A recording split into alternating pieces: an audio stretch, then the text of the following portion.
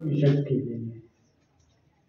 नानांनी थोडक्यात पण स्पष्टपणे सद्यस्थितीवर भाष्य केलंय.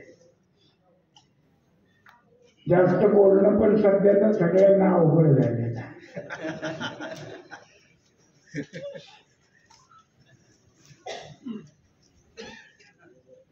व्हॉइस ऑफ मीडिया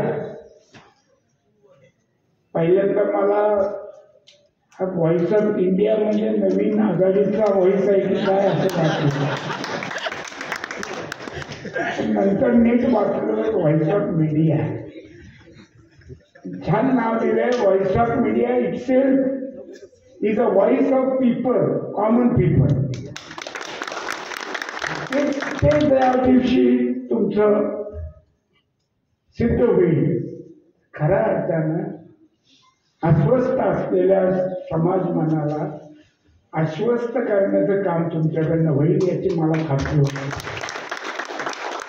मी नुसते विश्वस्त नाही, लोकांना आश्वस्त करणारी लोक आहेत आणि काम ते तुमच्याकडनं निश्चितच होईल. पत्रकारांचे जसे प्रश्न आहेत तसे समाजातल्या सुद्धा खूप खालच्या तळाला असलेल्या लोकांचे प्रश्न तर वर्षानुवर्षाचे आहेत. त्यातल्या अनेकांना बोलकं करण्याचं काम संदीप काळेंनी त्यांच्या वेगवेगळ्या लेखात केलेलं आहे.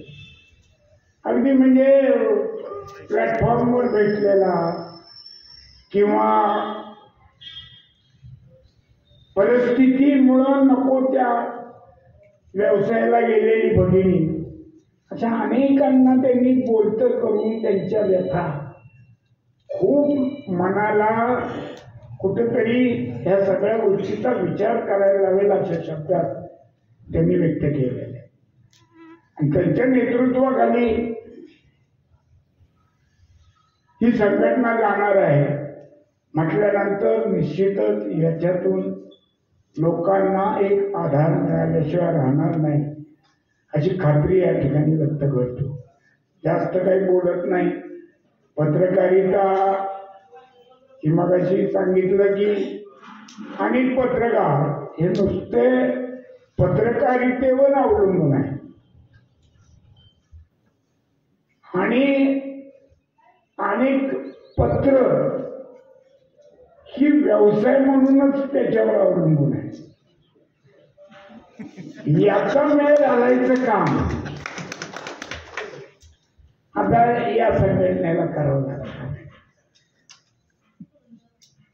काही चॅनल पूर्वी कसे बोलत होते आता कसे बोलतात.